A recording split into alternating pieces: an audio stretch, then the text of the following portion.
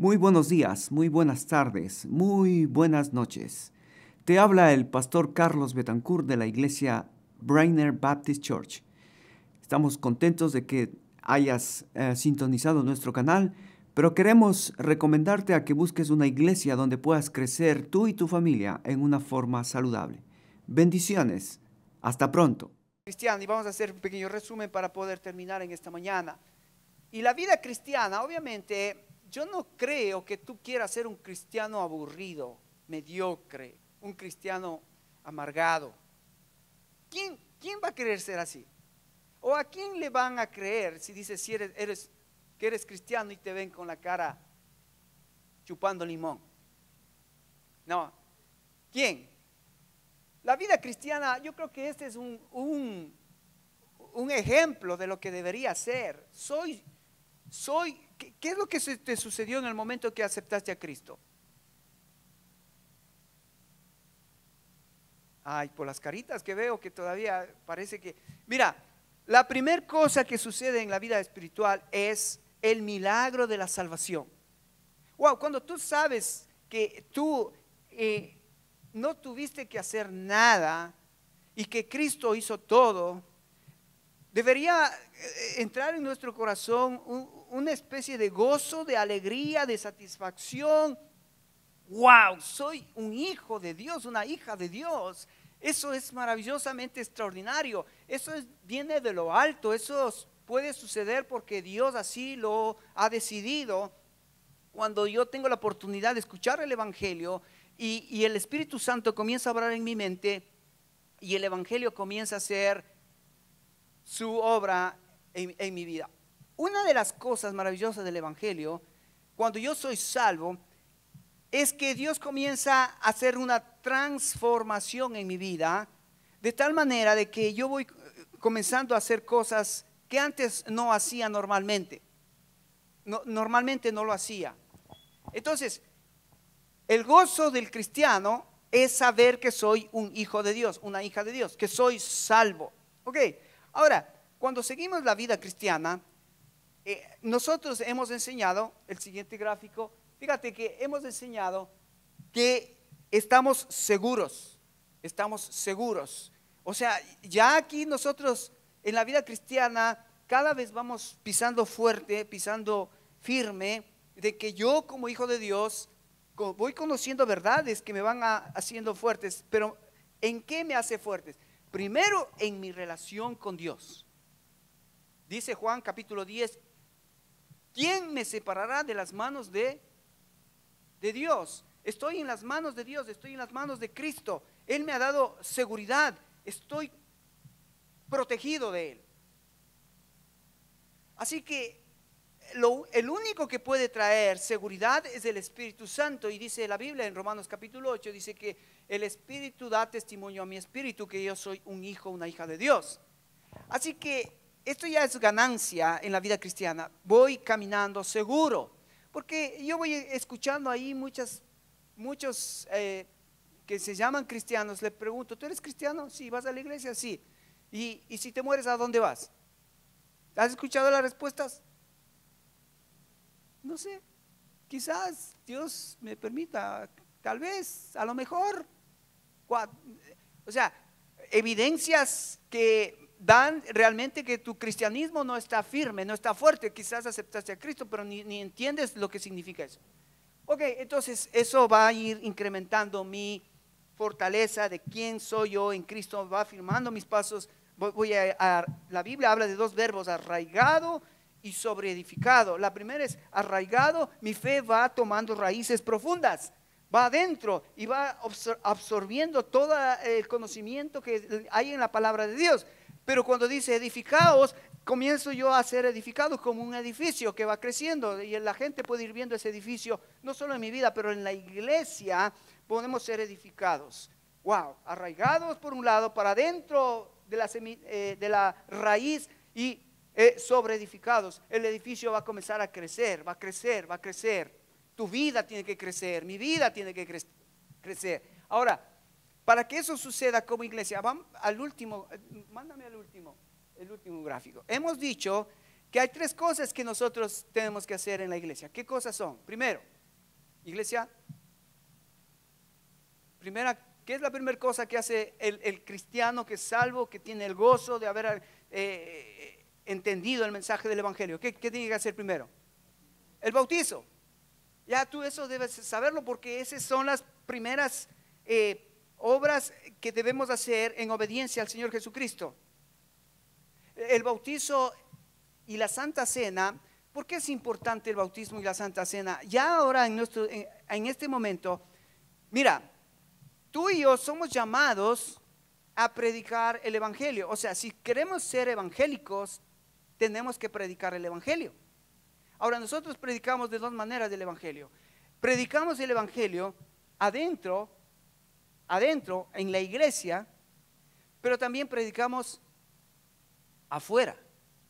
Entonces no puedes, escúchame esto, no puedes ser evangélico si el evangelio no está claro adentro primero y luego sacarlo del evangelio afuera.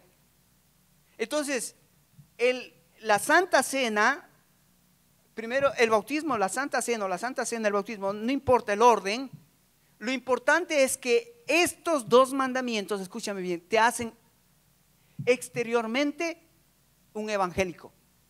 ¿Por qué? Porque estás proclamando el evangelio a través de la Santa Cena y a través del bautizo. ¿Cómo, pastor? Sí, cuando tú te bautizas, ¿qué significa el bautizo? ¿Qué significa cuando te metieron en el agua, te sacaron en el agua? ¿Qué significa? Que te identificas con la muerte de Cristo, la sepultura de Cristo, la resurrección de Cristo. Eso es el evangelio, ¿sí o no? Entonces el bautismo, cuando yo hago delante de mis hermanos, me estoy identificando con el evangelio. ¿Qué es la Santa Cena? Ahí tenemos dos elementos. Tenemos por un lado el vino y por otro lado el pan. ¿Qué es el pan? El cuerpo inmolado de Cristo. ¿Qué es el vino? La sangre que Cristo derramó en la cruz del Calvario. ¿Qué es eso? El evangelio. ¿Te das cuenta que nosotros somos evangélicos porque hemos aceptado a Cristo, pero practicamos el evangelio adentro de la iglesia? Pero ahora tenemos que practicar el evangelio afuera. ¿Qué es lo que necesitamos para practicar afuera? ¿Cuál es el tercer elemento de obediencia en este caminar cristiano? Si ya me bauticé, si ya tomo la cena, ¿qué es lo siguiente? El amor. El amor. ¿Qué dijo Jesucristo? En esto conoceréis que sois mis, si tuviesen amor los unos por los otros. Y entonces ahí hay una lista, no sé si me ayudas con la lista de la escalera. ¿Te acuerdas que debemos amarnos los unos a los otros? ¿Te acuerdas la escalera? Amarnos, perdonarnos, exhortarnos, visitarnos, animarnos, todo lo que tiene que ver con los unos a los otros. Eso significa que el evangelio va a salir de las cuatro paredes, porque entonces vamos a tratar de que el evangelio comience a ser efectivo afuera. Porque entonces la gente que te ve amando, perdonando, sirviendo, ¿qué va a decir? ¿Qué le pasó a este? ¿Qué le pasó? Le lavaron el cerebro, ¿no? Eso es lo que dicen. Pero no se dan cuenta que nosotros hemos llegado a entender el evangelio y hemos llegado a entender que ese evangelio tiene que ser parte de mi vida y en mi vida haber cambios evidentes del evangelio. Amén, hermanos. Ok, entonces hemos visto estas tres cosas, pero para hacer esto hemos visto que necesitamos del Espíritu Santo, ¿verdad? Ya hablamos la semana pasada de que ¿dónde está ahora el Espíritu Santo habitando? Porque de otra manera no podrías perdonar a alguien, de otra manera no podrías amar a tu enemigo, de otra manera no podrías servir en cosas que Dios te pide que sirvas. No podrías, si no tendríamos el Espíritu Santo, limpiar los pisos, limpiar el baño, hacer cosas para servir a Dios, sería pesado, sería difícil. Pero porque sabemos que está el Espíritu Santo, ¿qué no podemos hacer para Dios o por Dios con el Espíritu Santo? ¿Habrá algo difícil para Dios que yo no pueda hacer por Él? Estoy capacitado con el Espíritu Santo. Nada de lo que traiga. Acuérdate, una de las cosas del Espíritu Santo es traer gloria al Padre. Y entonces, el Espíritu Santo no solamente trae gloria al Padre, sino al Hijo. Entonces, Cuando tú glorificas al Hijo, estás glorificando al Padre. Así que el Espíritu Santo vino para que tú y yo glorifiquemos al Hijo y el Hijo glorifica al Padre. ¿Amén? Ok. Entonces, luego, nosotros vimos también que qué importantes son las obras, porque las obras van a ir demostrando la calidad de persona que yo soy, demostrando que mi salvación en realidad vale y tiene sentido. Ok, ahora, entonces, podríamos decir que ¿qué es la vida cristiana? Es poner a Cristo en el centro, es dejar que el Espíritu Santo que está en mí obre a través mío, pero quizás aquí falta algo más, un elemento más para que yo pueda entender que la vida, ¿de qué trata realmente la vida cristiana? Está bien entender que Cristo es el centro de mi vida, Él es el Señor de mi vida. Está bien entender que el Espíritu Santo, tengo que ser llenado del Espíritu Santo y que cada rincón de mi alma, de mi vida, tiene que ser controlada por Él. Pero aquí está la parte práctica, yo creo, de la vida cristiana, hermanos. Porque mira, Dios, en su eterna sabiduría, Él sabía que tú y yo necesitamos algo palpable, algo que nuestros ojos, nuestros oídos, nuestro corazón puedan estar calientes con Él. ¿Qué es lo que Él quiso dejarte a ti y a mí para que nosotros podamos tener algo en nuestras manos? ¿Qué es?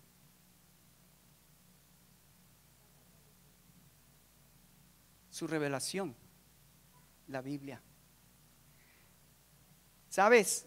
A mí me encanta que Dios me haya dejado su palabra, porque este libro es como una carta. ¿Sabes? ¿Cuántos han recibido cartas? Levante la mano. Poquito, bueno, algunos han recibido una carta. Ahora, si era de tu novio, de tu novia, ¿cuántas veces la leías? ¿Sí?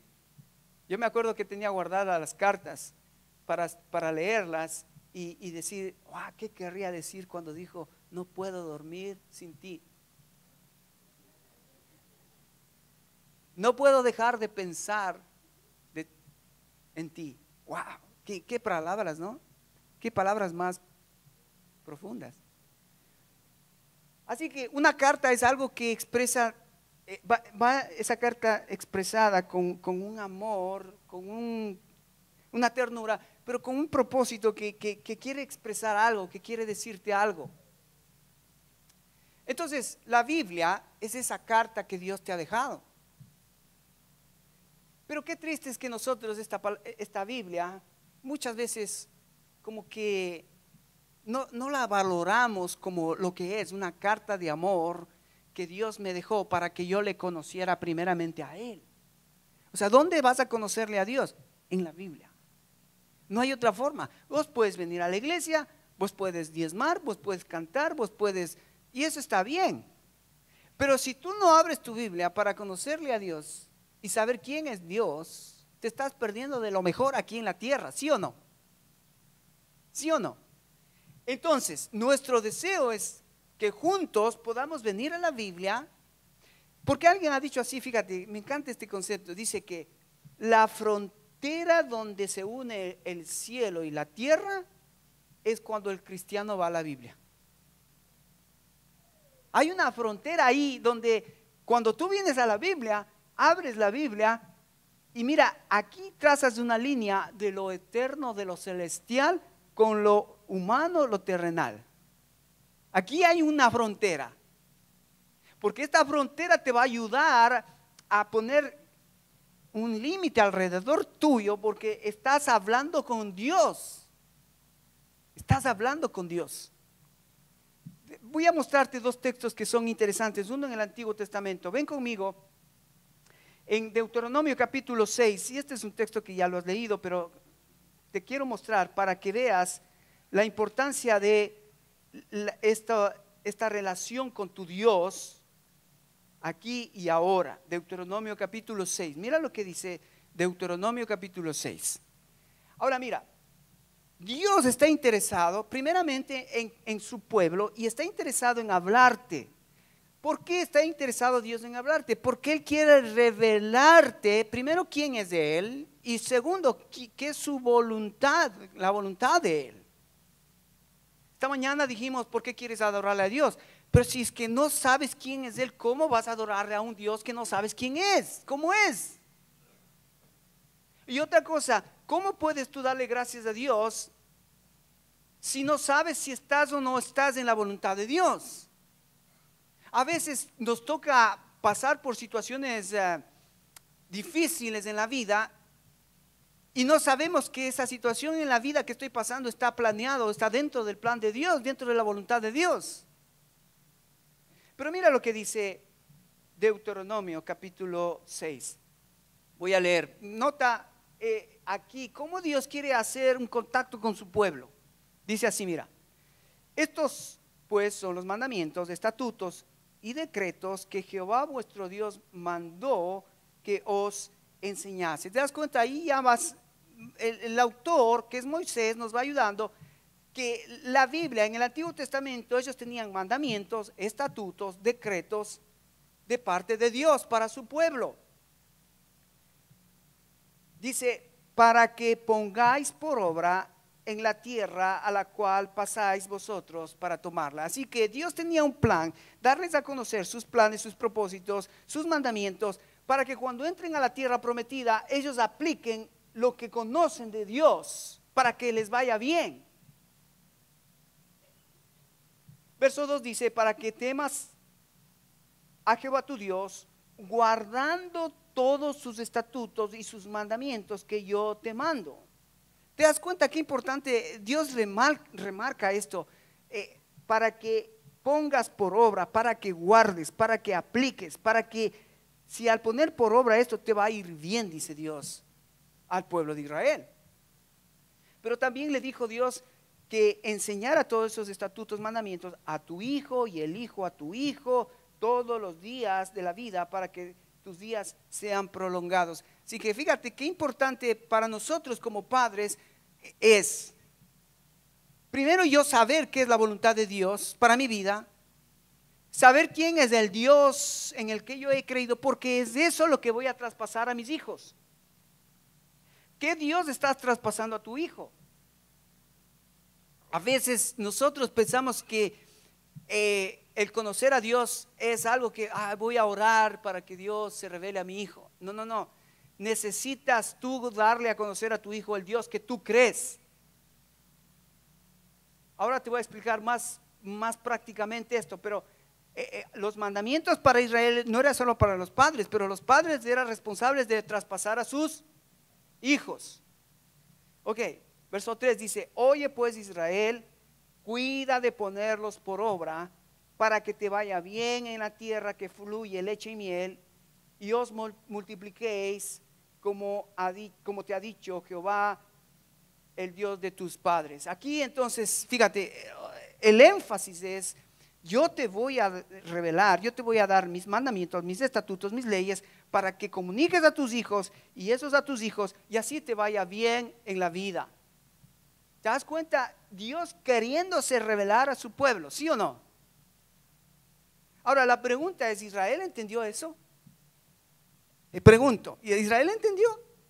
No entendió, desgraciadamente no entendió. Por eso cómo terminó.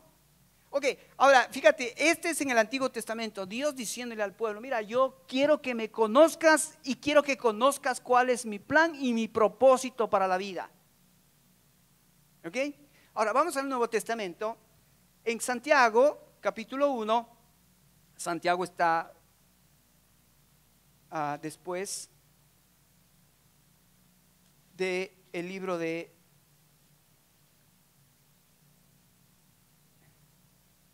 Hebreos, capítulo 1.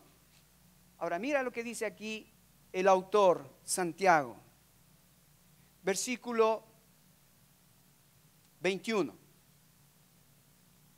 Versículo 21 dice, por lo cual, desechando toda inmundicia y abundancia de malicia, recibid como hacedumbre la palabra implantada. Me encanta esto, la palabra implantada. ¿Qué es la palabra implantada? Es lo que Moisés le dijo al pueblo de Israel. mis leyes, estatutos, mandamientos. La palabra de Dios que había dejado Israel en el Antiguo Testamento, más la palabra que estaba siendo revelada en esos momentos, porque acuérdate, al principio los apóstoles, ellos solo tenían el Antiguo Testamento y la revelación estaba en proceso. No tenían ellos los 27 libros del Nuevo Testamento, pero ¿a qué se refiere? A la palabra implantada. O sea, ya había una palabra, ya había un fundamento que tenían ellos que obedecer. Ahora mira lo que dice para nosotros. Bueno, Santiago está escribiendo al pueblo hebreo todavía, al pueblo judío. Dice el versículo 22, pero sed hacedores de la palabra y no tan solamente oidores, engañando a vosotros mismos. Ay, ay, ay. ¿Te das cuenta aquí otra vez Santiago recordándonos lo que Moisés le dijo al pueblo? Pongan por obra lo que yo les dije. Santiago nos está recordando que la palabra implantada que hemos recibido, que tenemos ya, en ese entonces ellos tenían el Antiguo Testamento, no tenían el Nuevo Testamento, pero Santiago les vuelve a repetir, hey, sean hacedores, no solo oidores. Eso fue dicho a Moisés. Si quieres que te vaya bien, Moisés, tienes que practicar, poner por obra lo que yo te digo. De la misma manera, Santiago le está diciendo a los receptores de la carta que pongan atención a lo que Dios ya había dicho. Entonces, versículo 23. Porque si alguno es oidor de la palabra, pero no hacedor de ella, este es semejante al hombre que se considera en un espejo su rostro natural, porque él se considera a sí mismo, y se va y luego olvida cómo era. Eso es lo que pasa con muchas personas, que la palabra de Dios es como un espejo. ¿Qué es el espejo? Cuando te acercas tú al espejo, tú vas a poder verte cómo estás. Y la palabra de Dios es eso, un espejo que te acercas y tú te ves en la palabra, y la palabra te dice, mira, tienes una mancha. Cuando tienes una mancha en la cara, ¿qué tienes que hacer antes de salir? Limpiarte, ¿verdad? No vas a salir con, a ver, las mujercitas que usan sus pinturitas, ¿qué tal si te pusiste una pintura mal en el labio, en los ojos, y sales ahí toda ¿qué va a pasar? La gente se va a burlar. Bueno, ¿sabes lo que pasa? Que nosotros como cristianos puede suceder eso, que venimos a la palabra y como Israel nos muestra el pecado y en vez de arrepentirnos, en vez de limpiar ese pecado, no hacemos caso y seguimos. Y seguimos. Ahora, este es un gran peligro. ¿Por qué? Porque fíjate, yo quiero en esta mañana llevarte a pensar en tres cosas de estos dos versículos del Antiguo y del Nuevo Testamento. Mira, Dios, no sé por qué, pero Él habla de tres cosas que Él quiere que tú y yo desarrollemos agudeza y pericia en cada vez ser mejor. Tres cosas. Primero, Él te dio oídos, Él te dio ojos y Él te dio un corazón. Pero cuando la Biblia habla de oídos, ojos y corazón, la Biblia no simplemente habla de ojos físicos, oídos físicos o corazón físico. La Biblia habla de ojos espirituales, oídos espirituales y un corazón espiritual. Ahora, ¿por qué te digo esto? Ven conmigo, Mateo capítulo 13. Mateo capítulo 13. Fíjate, Jesucristo cuando vino a hablar aquí en parábolas, y todas las personas que escuchaban a Jesucristo, ¿por qué no entendían lo que Jesucristo les hablaba? Porque aunque tenían ojos, no veían. Aunque tenían oídos, no entendían. Y aunque tenían un corazón, su corazón estaba endurecido. ¿Sí o no? Entonces, fíjate cuál es el problema del hombre según Jesucristo. Vamos al capítulo 13. Jesucristo hablando en parábolas. Dice el versículo 10. Entonces, acercándose a los discípulos, le dijeron: ¿por qué les hablas por parábolas? Y él respondió y les dijo: porque a vosotros es dado saber el misterio del reino de los cielos, mas a ellos no les es dado. Porque a cualquiera que tiene se le dará y tendrá más, pero el que no tiene, aunque lo que tienes, le será quitado. Por eso les hablo por parábolas, porque viendo no ven, oyendo no oyen ni entienden. Qué tremenda situación, qué tremendo estado de Israel, de este pueblo. Tenían a Jesucristo, tenían al Mesías frente a ellos, y viéndole no le creyeron, oyéndole no le entendieron y le crucificaron. ¿Ves el corazón perverso del hombre? El corazón del hombre necesita más que ojos físicos. Necesitamos ojos espirituales, oídos espirituales, corazón espiritual. Entonces fíjate lo que dice Jesucristo, versículo 14. De manera que se cumple en ellos la profecía de Isaías que dijo: de oídas oiréis y no entenderéis, y viendo veréis y no percibiréis, porque el corazón de este pueblo se ha engrosado.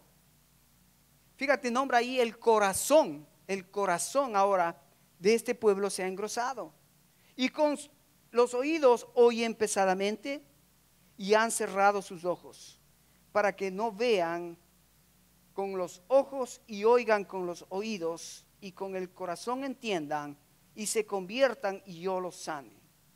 Pero bienaventurados vuestros ojos porque ven, y vuestros oídos porque oyen. De cierto os digo que muchos profetas y justos desearon ver lo que veis y no lo vieron, y oír lo que oís y no lo oyeron. ¿Te das cuenta qué triste este pueblo? Había una ceguera espiritual, había una audición muerta espiritual, había un corazón muerto espiritualmente. No podían ver, no podían oír, no tenían un corazón espiritual. ¿Sabes? Una de las cosas que me aterra en nuestros días es que gente está en la iglesia con la misma actitud del pueblo de Israel. Viene a la iglesia, mira, oye, y su corazón, en vez de ir moldeándose a la voluntad de Dios, ¿qué pasa? Se va cada vez endureciendo por la dureza del pecado. Recuerda, la palabra de Dios, cuando Jesucristo está hablando aquí de el sembrador, hay 4 terrenos, ¿verdad? 4 terrenos. Primero está el camino, que viene la palabra, y vienen las aves del cielo y se llevan la semilla. Está los pedregales, que la semilla cae, pero no entra la semilla porque no tiene espacio. Luego están los espinos, que no puede crecer porque no le da oportunidad los espinos a que la semilla crezca. 4 corazones distintos. Pero fíjate, el corazón que Dios está buscando, ¿qué característica tiene? Fíjate, mira ahí en el versículo 13, cuando Jesucristo explica la parábola, versículo 23, ¿estás conmigo? Mira cuál es la característica donde hay posibilidad de que haya fruto. Dice: mas el que fue sembrado en buena tierra, porque habían 3 tierras que no produjeron fruto, pero hay una tierra que sí va a producir fruto. Este es el que dice: oye y entiende. Oye y entiende la palabra, y da fruto, y produce a 100 y a 70 y a 30 por 1. Hermano, este es el desafío para nosotros iglesia, Israel fue disciplinado por Dios, fue desechado por Dios, porque teniendo ojos no ven, teniendo oídos no oyen, tienen un corazón pero duro. Santiago le dice a la gente de aquel tiempo: sean hacedores de la palabra, no solo oidores. Ahora, según Jesucristo, la tierra donde va a producir fruto es donde hay una tierra que oye y entiende. Y ese es mi gran desafío, hermanos, que tú de aquí te vayas entendiendo lo que Dios está tratando de ir haciendo cambios en tu vida y en la mía. Ok, fíjate, esto de leer la Biblia, yo no sé, ya a esta altura de tu vida, ¿no te ha pasado que a veces no entiendes lo que lees? ¿Cuántos le ha pasado eso? Entonces, cuando no entiendes lo que lees, ¿qué hacemos? Es como aquella persona que le brindan pescado. Está un pescado sabroso allá a su mesa. Y el primer mordisco, ¡pum!, se le clava una espinita. ¿Y qué hace la persona? ¿Tira el pescado por una espinita? No, saca la espina, lo pone a un lado y comienza a comer la carne, ¿verdad? Bueno, hay algunos cristianos que cuando empiezan a leer la Biblia, porque no entienden un versículo, dicen: no entiendo la Biblia, y dejan a un lado todo. No, tú tienes que saber que, bueno, esto no entiendo, entonces quizás voy a pedir ayuda a alguien, o voy a estudiar quizás más adelante ese pasaje que no entiendo porque yo quiero entender, ¿verdad? Ok, o te puede haber sucedido que cuando tú comienzas a leer la Biblia y te duermes. ¿Sí? ¿Te ha pasado? Comienzas a leer la Biblia y te duermes. Entonces, ¿sabes? Eso es terrible, porque está en juego tu control, tu autocontrol, tu dominio propio. Entonces tú vas a decidir: ¿vas a preferir dormirte o te vas a levantar, te vas a lavar la cara o vas a cambiar de puesto y vas a decir: no, esta vez Satanás no me gana, la carne no me gana, el mundo no me gana, esta vez voy a ganar yo? ¿Qué vas a hacer? Ahora mira, han pasado muchas cosas en el tema de la lectura de la Biblia, pero yo quiero decirte, hermano, que cuando tú lees la Biblia, yo te quiero decir que de ahora en adelante tú empieces a leer la Biblia con un papel y lápiz. ¿Sabes por qué? Porque mira, se pone interesante leer la Biblia cuando tú tienes 5 preguntas que quieres hacerle al texto para que el texto te dé respuestas. Por ejemplo, cuando empiezas a leer la Biblia, tienes que tener en tu mente esta pregunta: ¿quién es el autor? ¿Quién está hablando en ese libro? ¿De quién se trata eso? Wow. Ahí ya tu mente comienza a trabajar, a buscar en ese texto, en ese pasaje, cosas que quieres ver. ¿Ok? ¿Quieres que sea más interesante tu lectura? Bueno, ¿qué está diciendo esa porción? ¿De qué trata esa porción? ¿Quién? ¿Qué?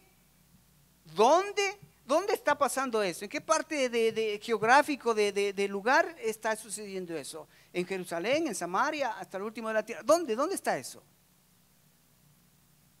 ¿Qué, quién, cuándo, dónde, por qué? Cuando tú lees la Biblia buscando respuestas, ¿sabes qué? La Biblia toma otro sentido, otro gusto, otra expectativa del lector de la Biblia, porque ya no es aburrido leer la Biblia, sino se vuelve algo expectante, porque vas a la Biblia a buscar respuestas. ¿Ok? Primero. Segundo, el segundo ejercicio, y te digo lo que yo hago, te estoy compartiendo lo que yo hago, cómo se ha hecho la Biblia para mí algo muy interesante cada vez que yo leo un texto. No puedo leer un texto y decir: ya leí el texto. No, primero lo leo y tengo las preguntas. Pero la segunda cosa que yo hago es, y la pregunta es esta: ¿qué significa lo que estoy leyendo? ¿Qué significa el texto? Por ejemplo, lo que acabamos de leer en Deuteronomio capítulo 6. Ya sabemos que Dios habló a Moisés para que le diga al pueblo que el pueblo escuche la ley de Dios, los mandamientos de Dios y ponga por obra para que le vaya bien. Eso dice Deuteronomio 6. Santiago 1, 21, 22 dice que no seas oidor, pero hacedor de la palabra. Ya. Ahora, la pregunta es, ¿qué significado tiene eso para mi vida? ¿Eso significa algo para mí? ¿Significa que lo que Dios le dijo a Israel tiene sentido para mí? ¿Lo que le dijo Santiago al pueblo de Israel tiene sentido para mí? ¿Tiene sentido? Pregunto, ¿tiene sentido lo que Dios le dijo a Israel, lo que Santiago le dijo al pueblo judío? Sí, entonces, si tiene sentido, ¿cómo eso voy a aplicarlo yo? ¿Cómo lo voy a aplicar? O sea, ¿cómo eso me va a afectar a mí? Wow. Entonces, mira, lo que te estoy diciendo es lo siguiente: si quieres tener oídos, si quieres tener una vista espiritual y un corazón, tú tienes que comenzar a cambiar tus hábitos, métodos de cómo quieres entender mejor la palabra. Porque si sigues leyendo y no entiendes, lo tiras, sigues leyendo, te duermes y ya no te interesa, no está bien que sigamos así. Tenemos que comenzar a hacer cambios. No, es que esta es la palabra de Dios. Esta es la revelación de Dios. Esto es lo que Dios me ha dejado en la carta preciosa para que yo le conozca a Dios y conozca los caminos de Dios. Así que no voy a dejarle a Dios. Mira, mi relación personal con Él se resume cuánto tiempo paso con Él en este libro. Porque Dios es espíritu. Jesucristo no lo tenemos, es el único que nos hace presencia en nosotros, es el Espíritu Santo, pero yo necesito algo palpable, algo donde yo pueda tocar, ver.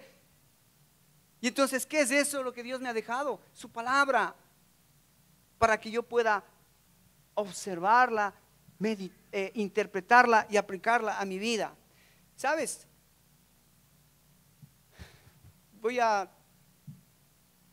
En el Antiguo Testamento, ¿te acuerdas? Hay dos historias que me llaman la atención. La primera es, ¿te acuerdas que el profeta Balaam tenía una burra? Y cuando Dios le dijo que no vaya con los enemigos a orar y a profetizarles, él fue con la burra, y mientras la burra caminaba con el profeta, ¿quién vio el ángel de Jehová? ¿El profeta o la burra? Increíble, ¿no? La burra vio al profeta, al ángel. La burra vio al ángel. El profeta no lo vio. Yo digo, ¿así de duros estamos? Que un burro puede verle al ángel de Jehová y el profeta no pudo verlo. Así de ciegos, así de endurecido está nuestro corazón. Wow. Esa es una historia que me impactó. La otra historia, ¿te acuerdas cuando Eliseo tenía un siervo y Eliseo estaba en campañas y estaba en guerras, y en una de esas guerras el criado de Eliseo le dice: mi amo, afuera hay ejércitos rodeándonos y nos van a matar, ¿qué hacemos? ¿Y qué hizo Elías? Oró a Dios: Dios, por favor, te ruego que le hagas ver lo que yo veo. ¿Y qué veía Eliseo? Que más son los que están con nosotros que los que están allá afuera. ¿Por qué el siervo no podía ver? Porque se necesitaba ojos espirituales, se necesita ojos, se necesita oídos, se necesita un corazón que está conectado con Dios para poder conocer a Dios, los planes de Dios.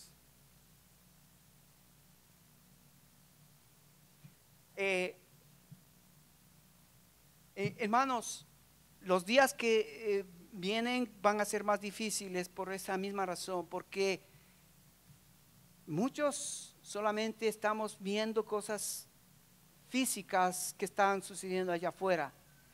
Y lo que está sucediendo allá afuera es bien, parece muy negativo y es negativo, pero el mayor problema y el mayor peligro es dejarnos intimidar de que afuera están diciendo que la Biblia, que la palabra de Dios ya no tiene el mismo valor, ya no es significativa, ya no debemos acudir a ella porque está pasada de moda. Entonces, cuando nosotros llegamos al punto de no entender el valor de lo que es la palabra de Dios, donde yo puedo tener una comunicación con Dios diaria con Él y disfrutar y conocer su persona y sus planes, ¿de qué sirve el resto? ¿De qué sirve la familia? ¿De qué sirve la iglesia? ¿De qué sirve mi profesión? ¿De qué sirve? No sirve. Porque perdimos la esencia donde nosotros podemos llegar a tener el sentido del resto de las cosas que nos suceden en la vida. Hermanos, me encantaría que nosotros este año comencemos nuevamente a disfrutar de algo fresco, de la lectura fresca, nueva de la palabra de Dios. Y eso es lo que vamos a hacer desde la próxima semana, no la próxima semana porque tenemos la resurrección, pero la próxima semana vamos a comenzar a estudiar el libro de Hechos, pero de esta manera, observando al texto, interpretando al texto y aplicando al texto. Y déjame terminar, porque mira, la palabra de Dios, cuando viene al corazón del hombre, al corazón de la mujer, es lo único que puede hacer y traer convicciones. Mira, es tremendo, pero nosotros simplemente el venir a la iglesia, el cantar, el ofrendar, eso no trae convicciones. Está bien hacer eso, pero las convicciones vienen cuando es la palabra de Dios que está en tu mente, en tu corazón, es aplicada. Déjame te pongo este ejemplo. Por ejemplo, la Biblia dice que debemos amar al enemigo, ¿verdad? Mateo capítulo 5 habla de que debemos amar a nuestro enemigo. Ahora, cuando en la vida real hay una persona que te odia, cuando en la vida real hay una persona que te hace mal, cuando en la vida real hay alguien que está contra ti, si no tienes la convicción de que Dios te manda a amar a tu enemigo, ¿qué hacemos? Ponemos oídos sordos, ojos que no vemos y un corazón duro, porque no queremos obedecer. Pero cuando hay convicción, mis ojos, mis oídos, mi corazón están prestos a escucharle a Dios y aunque me cueste, voy a obedecer a Dios porque espiritualmente estoy vivo. Mis ojos están prestos, mis oídos están prestos, mi corazón está presto a tener convicciones en mi corazón. Eso es lo triste, hermanos, que mucha gente en la iglesia conoce mucho de la Biblia, pero ¿cuánto de lo que conoce es convicciones de que sabe que eso es lo que Dios quiere y lo voy a hacer? ¿Sabes cuántas veces a mí me ha costado y todavía me sigue costando dejar que la Biblia sea algo que sea lo que me impulse a hacer y a vivir la vida? Me encanta, por ejemplo, hay una persona en esta iglesia que dijo: voy a tener reuniones con las damas y no me importa si viene 1 o 10 o 20 personas, pero voy a tener reuniones con las damas. Y efectivamente sus convicciones le movieron a reunirse.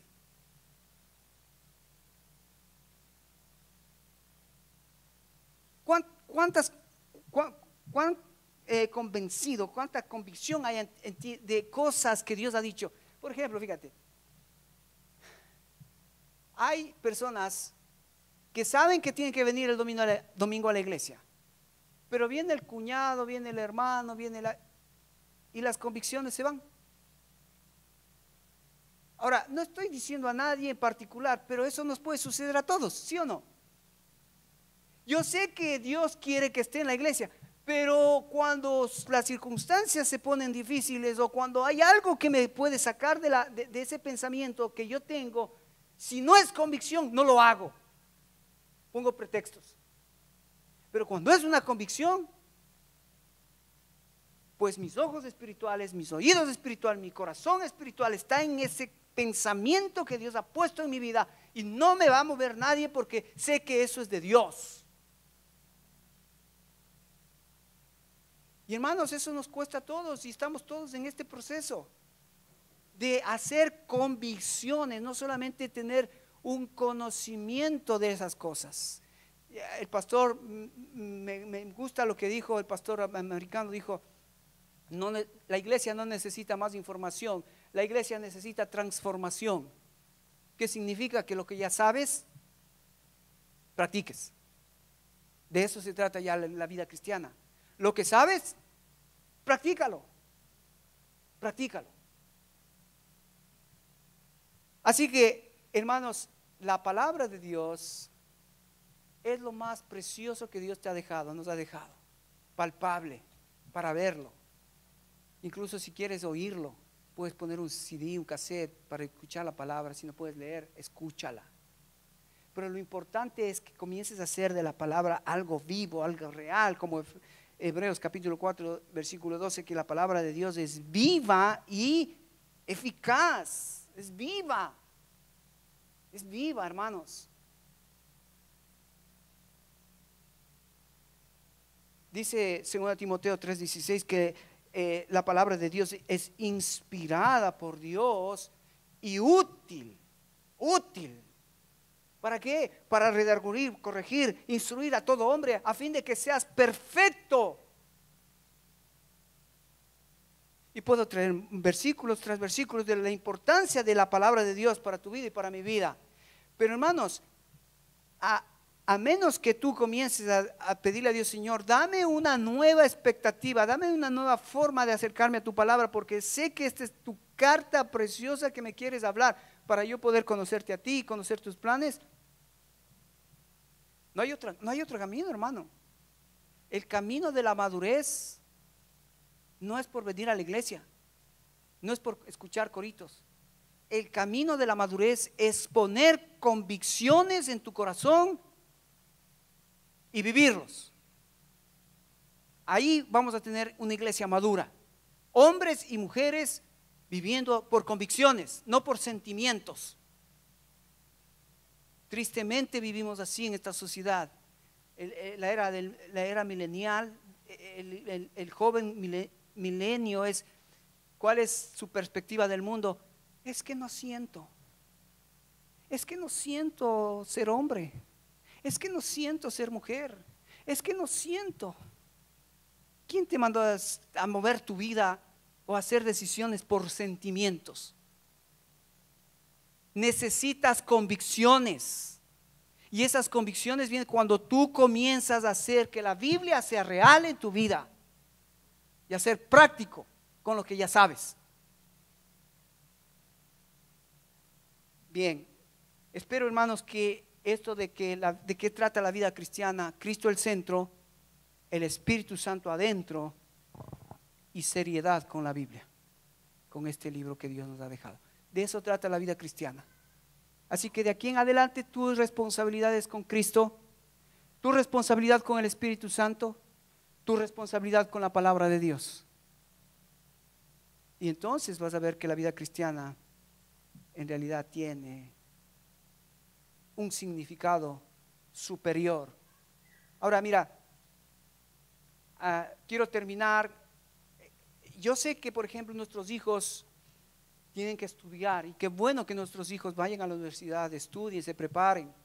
Como yo les había comentado, ¿no? A mí me encanta cómo es la mentalidad de Norteamérica, de los padres americanos, de los hijos cristianos. Los mandan a que sean los mejores profesionales para que con sus profesiones puedan servir al Señor. Qué lindo ver un médico en la obra misionera. Qué lindo ver una enfermera en la obra misionera. Qué lindo ver un maestro en la obra misionera. Qué lindo. Desgraciadamente en América Latina la idea de servir a Dios es, si ya no puedes, entonces ojalá que Dios te use.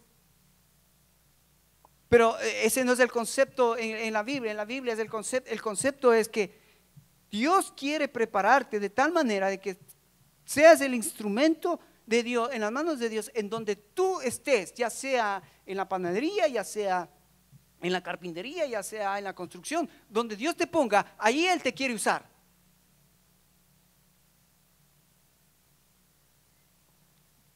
Sola escritura. Eso es lo que nos dejó la reforma, que es lo único que tú y yo necesitamos para conocer a Dios y los planes de Dios, es venir a la palabra de Dios. Así que, hermanos, yo quiero animarte para que tú y yo vamos a seguir en el libro de los Hechos, y ya te voy a dar la lectura, el plan de lectura del libro de los Hechos la próxima semana, pero recuerda, la tarea es Lucas 24 para el próximo domingo, la resurrección. Cierra tus ojos, vamos a orar.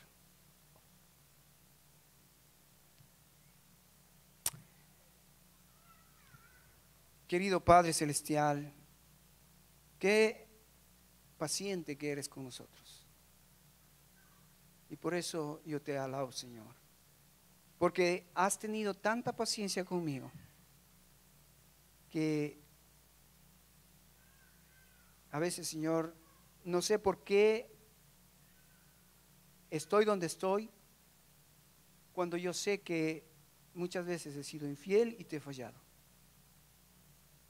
Pero es tu gracia la que me ha levantado, es tu palabra la preciosa la que cada vez que vengo y conozco de este Dios maravilloso de oportunidades, es tu palabra la que tus promesas, tus advertencias, tus correcciones, las que me han motivado a seguir, a estar donde estoy. Y también, Señor, yo te pido por mis hermanos, para que ellos tomen tu palabra en una forma seria y comiencen a hacer convicciones, de tal manera que, Señor, podamos mostrar a este mundo por qué estamos aquí y para qué todavía nos tienes aquí en este mundo. Ayúdanos, Señor, esta semana. Si necesitamos, Señor, hacer revisiones en nuestras vidas, ¿dónde necesitamos escuchar más de ti, de tu dirección? Te lo pedimos, Padre, en el nombre de Jesús.